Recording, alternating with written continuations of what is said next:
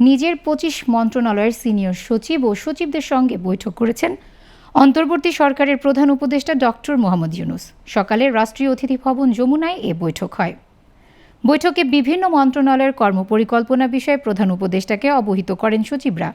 প্রধান উপদেষ্টা এসব মন্ত্রণালয়ের বিষয়ে বিভিন্ন দিক নির্দেশনা দেন।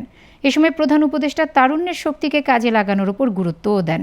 মন্ত্রণালয় ও দপ্তরগুলোকে স্বচ্ছতা ও সংবেদনশীলতার সঙ্গে দ্রুত সময়ের মধ্যে অগ্রাধিকার ভিত্তিতে কার্যক্রম শুরুর তাগিদও দেন প্রধান উপদেষ্টা।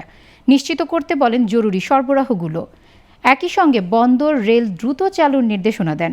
কৃষি উৎপাদন অব্যাহত এবং সার, জ্বালানি ও বিদ্যুৎ সরবরাহ যেন স্বাভাবিক থাকে সে লক্ষ্যে প্রয়োজনীয় পদক্ষেপ নিতে বলেন প্রধান উপদেষ্টা ডক্টর মোহাম্মদ ইউনূস।